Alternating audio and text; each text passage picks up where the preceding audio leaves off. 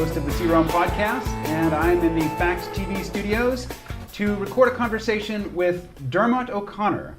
Dermot is an animator, and he's a very, very well-read individual. And we're going to be talking about Islam. So, Dermot, welcome to the program. Hi, KMO. It's good to talk to you again. Same. I want to talk to you about Islam because I know it's a subject you've read a lot about, and it's also a subject that is getting a lot of discussion on places like YouTube. And I think perhaps people are, well, I think you will describe exactly how people are oversimplifying the topic. Let me just say that it is a topic of great, great importance. And when it comes to such topics, it's really necessary to make things comprehensible, which is to say make them simple enough to get your mind around, but not too simple. As Albert Einstein says, these explanations need to be made as simple as possible, but not simpler. Right. So I know that you are well positioned to add some, I think, much needed nuance to the discussion about Islam, particularly Islamic terrorism, immigration of Muslims into so-called Western countries, and the so-called clash of civilizations between Western culture and Islamic culture. Correct. Let me turn it over to you. All right. Well, for the last 5 years, I've been working on a comic book called Continuum, and it's the history of science and philosophy told in comic form. And this has involved reams of research focusing on the transmission of knowledge through classical Greece, the Middle East, medieval Europe to modern Europe. And this has also revealed a communication between religion and science. So that first slide is the illustration of three of the sample pages from that book. So if we go to the next slide, I can show you the challenge in writing about this is to simplify this without falsifying. And these are the dozens of different schools of the study of science, philosophy of science. So the next slide, you'll see Alfred Korzybski. And so one mistake that people make is to talk about Islam or the West as these solid concrete blocks. And this is what Korzybski called elementalism. On the next slide, you'll see a cartoon of elementalism, which is basically the idea that the group members, which actually leads to essentialism. And this is the idea that group members must have permanent and unchangeable characteristics. And we can say this about electrons, perhaps, but I wouldn't say it about civilizations or cultures. That's a bit reductionist. So on the next slide, you'll see a graphic of branches of Islam. And people talk about Sunni and Shia. But again, even though this is two, it's still a binary or a reductive way of looking at it. There are actually four branches of Sunni, all with different ways of interpreting Sharia. And some of these have produced revivalist, extreme factions. So the Wahhabi school produced of the Sunni branch has come out of the Hanbali school. The Deobandis have come out of the Hanafi school, and that was actually a reaction to the British occupation of India and Pakistan. So thanks, Britain. Nice job there. And there are also several branches of Shia Islam as well. And people talk about Sunni, about Sufis as well. There's 9 or 10 big branches of that also. You've got Ahmadis, another group that a lot of Muslims don't even believe are Muslims. The Ibadis down in Oman, the Gulf area.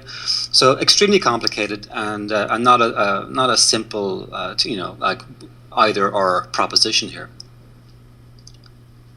So say just a little bit more about the problems you think that we run into when people are speaking too simplistically about Islam, say maybe just assuming that it is one thing. Right. Well, you'll see this come up with, say, ISIS or Daesh or whatever you want to call it, but their desire for a caliphate, singular, and even looking at the historical period that they're looking back to, they were only a very brief period when there was one caliphate, so that they were, they're called the Rashidun, or the four who followed Muhammad, the rightly guided. And right after that, it's only a couple of decades, the Sunni-Shia split happens. You get the Sunni Umayyad Caliphate based in Damascus, and they last for about 90 years, and then they get toppled by the Abbasids. They set up in Baghdad. And after a while, you get the Shia Caliphate in Cairo, the Fatimids. So again, a singular language about this material, it's really dangerous. And then people project onto this singular entity maybe characteristics or fantasies that it has or doesn't have. So one important thing to remember And if we go to the next slide 7, you'll see that Islam basically is ethnically Semitic, or it began as a Semitic people speaking a Semitic language. So you get these linguistic similarities between Hebrew and Arabic. So Alaf, Alif, Shalom, Salam, it's pretty well known. On the next slide, you'll see the fact that even Arabic has many varieties. We're not talking about one unitary block here. On the next slide, you'll see that many characteristics of Judaism are present in and shared by and inherited by Islam, and the similarities between halal food and kosher food, for example. So if you want to go after halal food and ban it, you're going after kosher food as well. And I think a lot of people overlook that cultural context of the shared background of these religions. And as you have secular Jews, you've got Orthodox Jews, same in Islam. So the problem being in Islam right now, a lot of people are getting radicalized after basically decades of muddling and meddling in the region by us, basically. Us being? Britain, the UK, France. I mean, the borders of these countries were written by Sykes-Picot, these Anglo-French diplomats after World War One. Balfour Declaration set up Israel, inside formerly Ottoman territories, and many, many more. Too many to relate here. Well, I know you've got a lot of visuals lined up for us, so go ahead and push on through. Okay, so we'll start on slide 10, and this is something that really fascinates me when people in the West talk about our values. I've been alive for 47 years, born in 1969, about 4 weeks after the Stonewall riots, so for the beginning of the gay rights movement. So in my 47 years, our values have changed an awful lot. And the word for this being diachronic, change in language or culture over time. So on the next slide, you'll see a great quote from Thomas Jefferson, and he wanted to liberalize American gay laws to castration rather than execution. So that was a really positive move in the right direction. So we started early, better late than never. So on the next slide, you'll see the story from 2007, ancient times, right, when the Pentagon fired 58 Arabic translators for who were gay, and you think they'd have been needed around that time. In next slide, you'll see, slightly less ancient times. Obama and Hillary were both against gay marriage before they were for gay marriage. And on the next slide, another memory hole, gay rights in Russia today are not good. But if you look at them under Thatcher in the 1980s, they were pretty horrible. And on the next slide, AIDS was seen as a bit of a joke in the Reagan White House. And these seem to have been forgotten by a lot of the people that are wagging the finger at the other parts of the world today. Next slide, you'll see women's rights today are much improved from the 1970s, but this is again well within living memory, and a lot of feminists would say we ain't there yet. Next slide, we see the issue of moral authority. So what are we demanding here? Is our message to be like us in 2016 when we're great and we have it all sorted out, apart from some stuff, don't mention that, but don't be like the way we were 10 years, 20 years, or 30 years ago. When a lot of our laws were a lot like the laws you guys have now. And this is, again, diachronic change. So the message seems to be, keep up with us now, and 10 years from now, we'll be telling you something different, and you better do what we're telling you then, because we're better than you. So this is muddled. It's really muddled thinking. And it's a claim of moral authority, and it's a universal claim that we're making on other cultures. Now, they're within their rights to wonder how far this principle should go. And if another culture has the same values as the West in, say, 1970, when they were putting men on the moon, does this make them barbaric? What about 1950? So I don't see any kind of coherence behind this at that level. I'm not condoning retrograde behaviors in other countries, but logical justification of this are pretty weird. So on the next slide, you'll see the famous Bertrand Russell. And if he couldn't put solid ground beneath moral theory beyond this is right because I feel it is right, then this is a muddle. And the name for this is emotivism, where you can't give a coherent logical position for why behavior A is good and behavior B is bad. The West had one attitude 40 years ago or 50 years ago. They have another one now.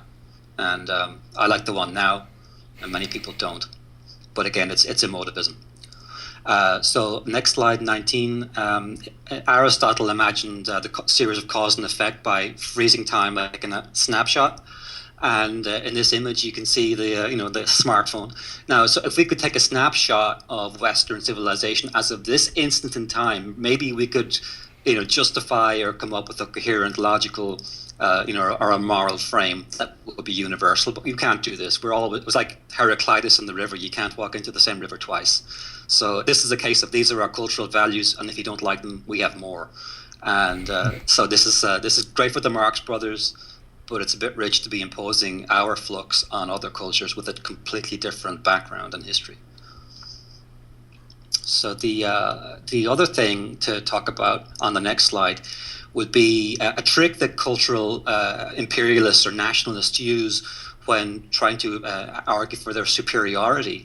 They focus on the good parts of our culture and they'll overlook the worst. So, for example, they'll overlook slave labor in the construction of iPhones. So they focus only on the bad aspects of the other culture, their human rights violations, and they'll ignore the good. So our bad features are described as accidents, and their good features are described as deliberate. So ours are bugs, and theirs are features in software lingo. So on the next slide, here's the big question: are we better than them numerically? And I know some people like to cite all kinds of figures and stats. So they always cite some figures and some stats, but not others. Now, if you look at, there's a really interesting Wikipedia page on the numbers killed in wars and genocides throughout the history of the world. And so I took that and decided to sort it by civilization. And some caveats, the huge numbers at historical distance are very hard to calculate, granted all that. But I took the mid-range of the death estimates, and if you tally them all up by culture or region, you get about 219 million in Asia, 180 million in the West. That's in both secular and religious. About 9 million in the African world. Some of those are under Islam, about 2 million. And 8,400,000 in the Islamic world itself. And if you do decide to include the Mongol Tamerlane, and he's currently under the Asian tally, you get 24 million under the Islamic world, and they move up into bronze medal position, but they're a long way shy of even coming into the territory of Asian and Western body counts.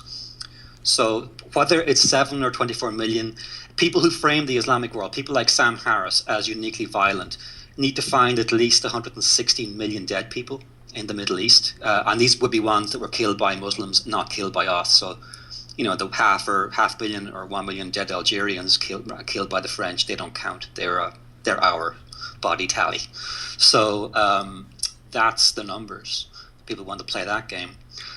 So that would take us to why is Europe and the West uniquely violent? And this used to be a question that we asked in the West. And people like John Locke, one of the founders of Western liberalism, the creation of Western liberalism was a result of the uniquely violent religious wars in Europe, like the 30 Years' War. And that had a body toll of about 8 million. So I can't find a similar war to that in the Islamic world, not at that scale. They had all their wars, sure, but something approaching the carnage of the 30 Years' War, I haven't found it yet. Something like 8 million, which is their complete total in their entire history. We did that in 30 years. So if anyone out there knows of one of these invisible wars, you go to that Wikipedia page and you can add it there. Don't email me, add it to the Wikipedia page. And that'll be a great historical discovery for you, or Sam Harris. So maybe you could argue at this point that the liberal West, is better than the Christian West. Locke was talking about the evil Catholics and Protestants. But then again, the wars of and in the next slide, you'll see the wars of the 19th and 20th centuries were even worse. As technology got worse, Western wars got worse. And next slide, you'll see we were lucky to get through the Cold War without a nuclear Armageddon. And our secular society survived by, I think, dumb good luck, and there were plenty of near misses. So the next slide will take us to the Draper-White theory. And in the 19th century, the Draper-White conflict thesis emerged. And this taught that science and religion were always enemies. And from this, it followed that the idea that science is good and religion is bad, and the medieval period was a dark age when they were burning scientists and books. And so in the 1920s, on the next slide, you'll see Pierre Duhem, a French historian. He looked at the historical record, particularly the medieval, and he found that this was completely false. But this myth had taken root in the public mind, and it still is popular among a lot of secular and even religious people. So on the next slide, you'll see the pop science shows like Cosmos, and they under Carl Sagan or Tyson, and these shows perpetuate this myth in spite of the more recent work of really fine historians like Edward Grant and David C. Lindbergh. So conflict thesis has then very recently fused with the Whig interpretation of history, the Whigs, W-H-I-G, being 19th century liberalism of a sort. And these were the Whig interpretation was described by the famous historian Herbert Butterfield in the 1930s. And this involves dividing history into good guys and bad guys. So the good guys are the great men of science like Galileo and Newton, and they overturn the old theories of stupid people. And this creates progress, which leads to us because we're brilliant. So the good guys are, like I said, Newton, Galileo, and so forth. Now, if in this interpretation of history, one of these figures, Copernicus, Newton, Faraday, or Maxwell, was a Christian, and a devout one at that, well, then they were only pretending. So this interpretation of history is a complete falsification. It's not even a simplification. It falsifies a really complicated story. And so in our last couple of decades, we've had the clash of civilizations. The idea that clashers believe that civilizations are in this constant war, some kind of Hobbesian struggle to the death. Now, this isn't to say that civilizations don't struggle and contend, but this is, to put it mildly, dangerously simplistic. And so this theory has fused with the Draper-White theory. And so on the next slide, you'll see on slide 31, you'll see, combined with the Draper and White theory, we now have a myth about the secular West with a fifth column of backward Christians inside, facing off against an external enemy, Islam, also infiltrating us with a fifth column of religious fundamentalists. And even though there may be small components or components of truth to some of this, it's a worldview really based on bad history, oversimplified, and has a siege mentality that would embarrass a 12th century Norman king. So moving on from the Normans, speaking of the medieval again, in the next slide you'll see the golden age of Islam. Now, this is an amazing period because when Islam was founded, they conquered all these territories that contained a lot of Greek knowledge and writing. And contrary to a lot of lurid myth, they didn't go burning it down. They translated a great amount of this material into Arabic. And actually, for the first few decades of the Caliphate, the Umayyads, Greek was the official language. So they had a lot of Greek people working for them. So after about 90 years, the Abbasids replaced the Umayyads, and the translation of this material really kicks off at this point, especially in Baghdad, where they have a translation school called the House of Wisdom. And the works of, on the next slide, you'll see 34, the works of Euclid, Aristotle, Ptolemy, and many more. These are all translated into Arabic. And so when the Umayyad Caliphate in Spain was established, one of the Umayyads escapes the slaughter of his dynasty, and he escapes to Spain, and he sets up a breakaway Umayyad Caliphate there. They also have huge libraries there, and much of this material was gathered there, and from here it migrated to Europe, and this was one of the primary transmission paths of Greek Islamic knowledge into Europe. And so, of course, Spain has its amazing periods, and good, bad, and ugly. When the Christians finally begin the reconquest, they capture Toledo. There's a huge library there, about 400,000 books according to some estimates. So churchmen descended on this library, and at this point when I tell people the story, they usually imagine the books while being chucked onto a fire. I've had two people say that, and that didn't happen. They translated all the books, and they get converted from Arabic and now into Latin. And a lot of the translators were Jewish, Christian, Muslims. It was all a coexist time for a few years anyway. So this was known as the Toledo School of Translators. And on the next slide, you'll see them. And this is one of the milestones of the European recovery of ancient knowledge. So on the next slide, which is 34, we have another illustration of the Islamic philosophy and sciences. So at this point, because a lot of people really have no comprehension of just the breadth, and I can only give some highlights, I'll just run through a couple of these figures. So I'll start with, Ibn Sal, and some years too. So he dies in the year 1000. So his book on burning mirrors shows how curved mirrors and lenses bend and focus light. And the most amazing thing, he discovered Snell's law centuries before Snell. So it's a huge achievement, centuries before Europe. Al-Biruni, another great figure, dies in 1048, and he made contributions to geography, and he even dealt with the concept that the Earth might rotate in place, not around the sun, but around its axis, and said that this could happen, but he couldn't prove it. And he also defended mathematics against the attacks of religious scholars. He determined all kinds of trigonometric problems with calculating longitude and latitude on land. Many more, too many to list. Al-Razi dies in 932. He's an early proponent of experimental medicine, a successful doctor, chief physician at Baghdad, and considered a really great figure. And there's actually Princeton University, I believe, has a stained glass window of him, so in their medical area. So Al-Hazan is Ibn al-Haytham.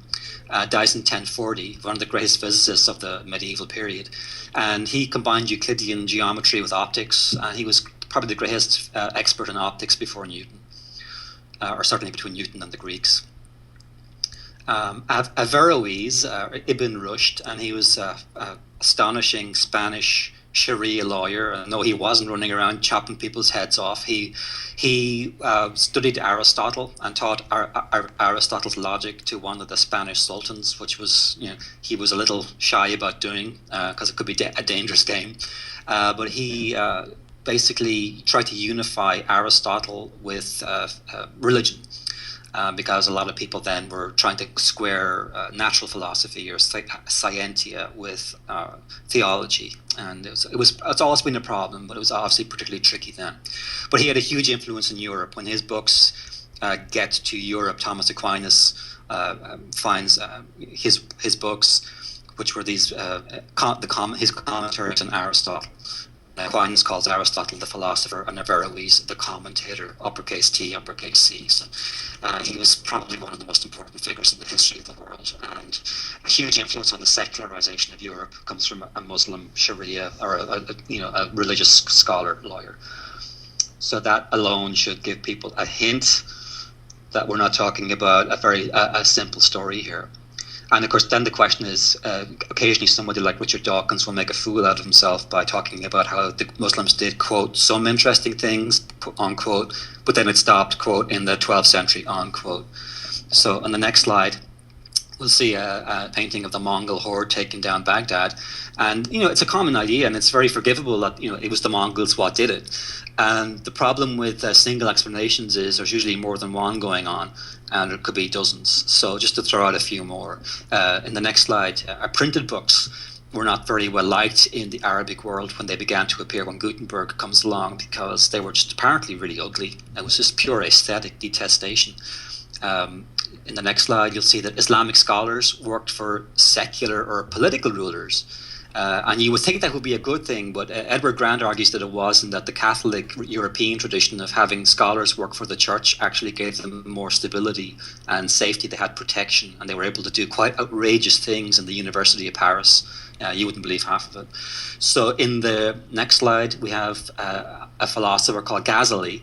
And Ghazali argued that some aspects of Aristotle's philosophy were, not to be followed, and this had positive and negative effects. A very complicated story. He used to be blamed by Western experts, but it's really not, believed that he was totally to blame anymore, and you have to be very careful about blaming him for a lot of this.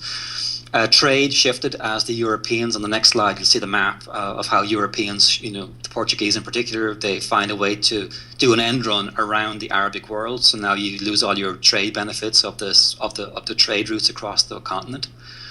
So although it's often said that Islamic science ended in the 12th century, there was also a lot of work done afterwards. So we have now just a very quick run through to show that the whole they ended in the 12th century story is really terrible history. We have Al-Tusi, who dies in 1274, and he invented a thing called a Tusi couple, and this replaced Ptolemy's equant for many of the planetary orbits. And this device was later used by Copernicus in his heliocentric model. Now, Al-Tusi was geocentric, but the diagrams are identical. How do we take that? Copernicus really needed the Al-Tusi couple to do his work. Another astronomer, Al-Shatter, dies 1375, and he reformed Ptolemy's models of the planets as well. And his system was geocentric, but again, there are a lot of similarities between him and Copernicus, and work on this is ongoing to find out if Copernicus directly used Al-Shatter. Ibn Khaldun dies in 1406, a phenomenal figure in the history of history and economics and sociology. On the next slide, we have Al-Kashi, dies in 1429. He determined the value of pi to 9 sexagesimal places. This record lasted for 200 years. On the next slide, Ali Kushji, 1478 died. He developed astronomical physics as independent from natural philosophy and provided empirical evidence for the Earth's rotation.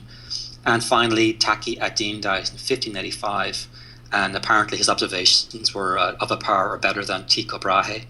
And Brahe might have been aware of his work. So that's my fastest possible run through of the history. So if I will try to summarize a little bit, and forgive me if I'm summarizing too much or condensing too much. But the point being that we are comparing a snapshot of our culture now to a snapshot of a cartoon, really, of Islamic culture, in order to determine that our culture is superior. And you've given a great synopsis, I would say, of the cultural and scientific achievements of people living in what we call the Muslim world. These were in the past, though, and you've come up through about the 15th century. But I think that what people are concerned about right now is the comparison of what we're calling the Islamic world and what we're calling the Western world, not necessarily this minute, but within this handful of decades that we live in. Right. And one issue that you have these like comparisons of Nobel Prizes. Dawkins loves to do stuff like this, completely divorcing this from the economic context as well. And the assumption often behind this is they're poor because they're religious, and it never occurs to people to think that maybe they're religious because they're poor. They might be confusing or inverting cause and effect here, and there might be a bit of both. And the same argument about why are there no Muslim Nobel Prize winners could as easily be said about the Chinese. And both of these cultures are emerging, China is emerging from Western domination. The Islamic world may or may not be doing so, but it's very hard to have a culture, and a culture isn't just funding a few universities. It should be a ground up, not a top down thing. It's very hard to get these going, but it's clear that they had it in the past. There's nothing mutually exclusive between the Islamic religion or culture and the highest levels of science and knowledge. And the fact that it may happen to be the case today doesn't mean that this is an essential or an elemental truth or an eternal one. Well, there is a popular YouTuber who goes by the name Sargon of Akkad. I know that you're familiar with him. I want to play a little bit of a video that he put out on this topic.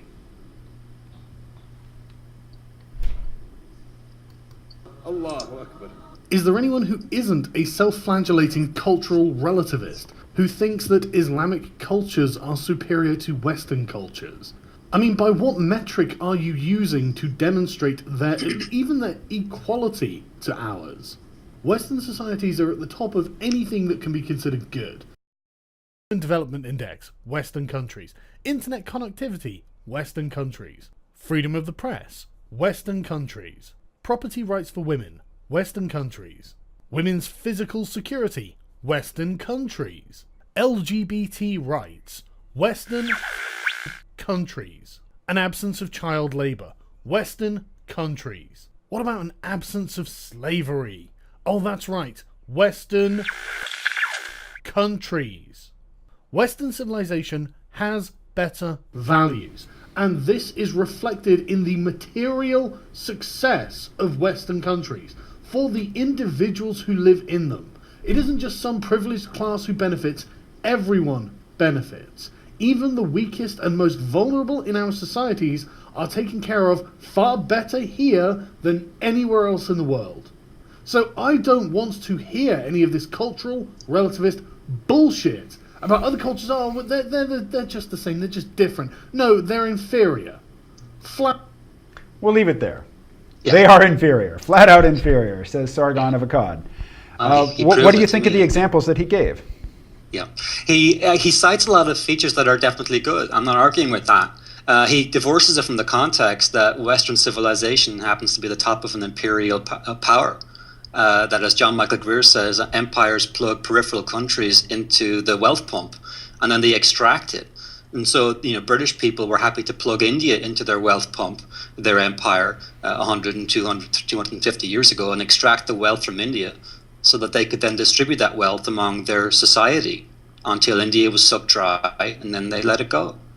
And they had to be pried from their hands even then. And we're doing it today. This hasn't stopped. We still use these other parts of the world to transfer wealth from them to us. So it's a bit rich for a member of a British country who should be aware of some of this history, and I'm Irish, so I'm certainly aware of it, to divorce himself from this reality. Now, I know that Sargon is a big fan of George Orwell, but doesn't actually seem to have actually read George Orwell, but I have. And I'd like to quote, if I can, an Orwell quote, because a lot of people accuse Sargon of being a racist or a bigot, and I don't think he is. And I like the guy, but he's just got some really, really terrible ideas. And I think he's a nationalist, and in the sense that Orwell meant. So here's the Orwell quote from Notes on Nationalism. A nationalist is one who thinks solely or mainly in terms of competitive prestige. His thoughts always turn on victories, defeats, triumphs, and humiliations. He sees history, especially contemporary history, as the endless rise and decline of great power units. And every event that happens seems to him a demonstration that his own side is on the upgrade and some hated rival is on the downgrade. But finally, it is important not to confuse nationalism with the mere worship of success. The nationalist does not go on the principle of simply ganging up with the strongest side. On the contrary, having picked his side, he persuades himself that it is the strongest and is able to stick to his belief, even when the facts are overwhelmingly against him. Nationalism is power hunger tempered by self-deception. Every nationalist is capable of the most flagrant dishonesty, but he is also, since he is conscious of serving something bigger than himself, unshakably certain of being in the right. And of course, unquote. Now, as a result of that, Sargon can be unaware of the fact that the Ottoman Empire decriminalized homosexuality in 1858. He can be aware of the genocidal statistics of Europe and Asia as opposed to those of Islam, which are much lower. He can filter that out. And this is framing. People can frame in things that that suit their argument, so-called, and frame out things that don't. And so in one of his videos, he blames China for global warming, as though China was a different planet, ignoring the fact that they function as the industrial machine for us, for the West, and the fact that they're using Western industrialist techniques like Taylorism and Fordism to core out the planet and to warm the climate, or to change the climate, if you want. He frames out habitat destruction, species extinction, river damming, the destruction of native peoples and cultures, because the only thing he wants in the frame is a very rigid Western humanist definition of what's good, and anything outside of that is framed out. And the British philosopher Mary Midgley, who's now in her 90s, has written many, many books about this, and she's not I wouldn't describe her as one of the cultural relativists necessarily that he's going after, but she knows her stuff. Okay, I want to say that the video that I just played a clip from is in response to cultural relativism as he sees it unfolding on the Young Turks, specifically in the character of Jimmy Dore, who is a comedian and not necessarily touted as a deep thinker. I want to make sure that we're on the same page. I'm not defending the cultural relativism of the Young Turks, right. And I don't think you are either. No. Is there any sense in which it makes sense to say that the West, as it is currently constituted, given everything you've said about how the nice parts of our culture are built upon the backs of the poor world that is basically has its wealth extracted and sent to the imperial center, given all of that, is there anything that you can look to both in the Islamic world as you understand it and the Western world as you understand it and say that yes, in this respect, the Western world is superior to the Islamic world? Well, objectively, all of the statistics he cited are, in all likelihood, pretty accurate. He's just completely stripped them of any context and used them as a yaboo. He's turned information into snarl words, and it's incredibly reductionist. And he's what's called a STEM lord. It's STEM being the science, technology, engineering, mathematics. And there's another similar YouTuber, Thunderfoot, is very, very similar. And another guy I like and dislike in equal, they're very charming. Don't get me wrong, I like the guys, but they take STEM and it's up here, and every humanities, nasty. Why don't you guys go to a STEM course and get a job? That's their attitude. And then these guys turn around and they start arguing about values.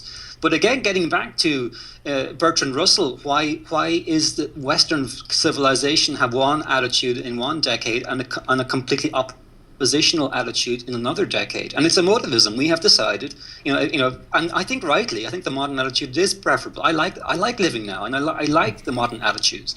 But again, if Bertrand Russell, who was probably several times smarter than I am, couldn't put a hard logical foundation beneath this, then people like Sargon are welcome to try, but again, using that technique basically as a snarl, I don't think it's cool. And again, in the 1960s, the big movement in the Middle East was secular. It was Arab nationalism, various stripes of Marxism and left wing. The Ba'ath movement was founded by a Christian liberal, Michel Aflaq. It gets taken over by military types, but it certainly didn't begin as any kind of a war machine. And every time the West has had a choice between a secular Arab leader and a fundamentalist, they tended to go and ally with the fundamentalists. So we've been stoking these forces for a very long time. And, it's coming back to why. Why does the West do this and continue to do this? In Syria, for example, and I know it's far from perfect, but I had one virtue. It was a secular despotic regime. And one of the statues that was decapitated by the Syrian rebels was that of Abu Lala al-Mari, a 10th century Syrian poet who wrote great poems about reason and arguing against received religion. So the Syrian government had enough secularism in them still to have a statue of this man in his hometown. And the ISIS types, the State Department and the Brits and the French have been fomenting. One of the first things they did before they began killing people was to chop the head off that statue. I didn't hear Sargon complaining about that at the time. So maybe he did and I missed it. So what I take you to be saying is that a lot of the things that we consider negative characteristics about the Islamic world are actually, in some respect anyway, the result of our being the Western world's interaction with that culture. Yeah, and I'm not saying there wouldn't be some of that there, even if we'd done nothing, but blowing countries up and toppling over secular leaders like Gaddafi. Don't be surprised when the vacuum gets filled by, as it's being filled, by the way, in the West. When you take away other outlets for working class people in the West and in Britain, they tend to turn to, parties like Donald Trump or the Tea Party or UKIP. It's a universal behavior that we're seeing here happening in other parts of the world. So we'll find out pretty soon, if throwing entire classes of human beings under the bus is a good idea or not. Well, I think we can agree in advance that it's probably not. Mm. Well, but also blaming them after you've pushed them under the bus is also probably not going to be very productive. No, but it is habitual. Yeah. Because people like a simple story. I found this out over on years on the internet. People love to take a complicated story, simplify it into good guys and bad guys, and offer a really simplistic solution to it. You make a video like that, and it'll go viral, and it'll also be complete rubbish.